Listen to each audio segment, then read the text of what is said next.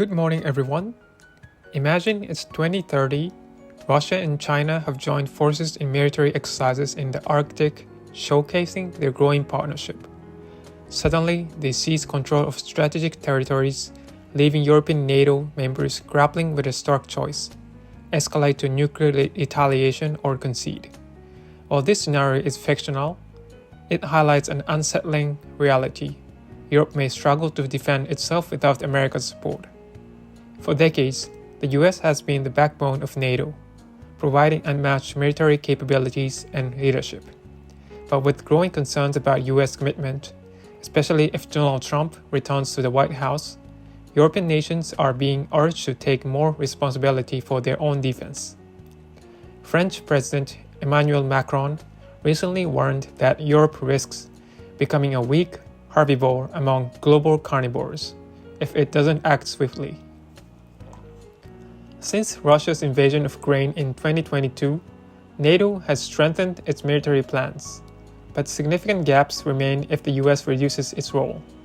European forces lack the logistics, advanced equipment, and unified leadership that the US provides. For example, America's fleet of C-17 cargo planes and F-35 fighter jets are vital assets that Europe struggles to replace. Moreover, fragmented defense industries across European nations drive up costs and complicate cooperation. While European nations have increased defense spending, it remains insufficient. NATO's target of 2% of GDP is being met by more members, yet experts argue it's not enough to counter potential threats from Russia or China. Political and economic constraints, including competing priorities like healthcare and education, further hinder rapid progress.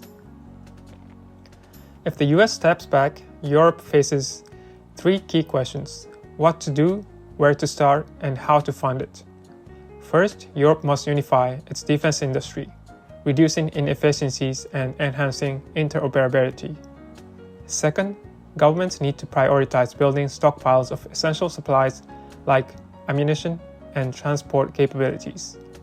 Lastly, leaders must commit to long-term financial investments, even if it means difficult trade-offs. Despite these challenges, there are promising signs. The war in Ukraine has spurred some European countries to bolster their defense industries and improve intelligence gathering. Cooperation among Nordic and Baltic states has also proven effective.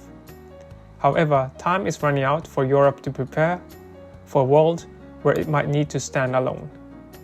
If Europe fails to rise to the challenge, the question will no longer be, can Europe defend itself without America, but rather, what price will Europe pay for its lack of readiness?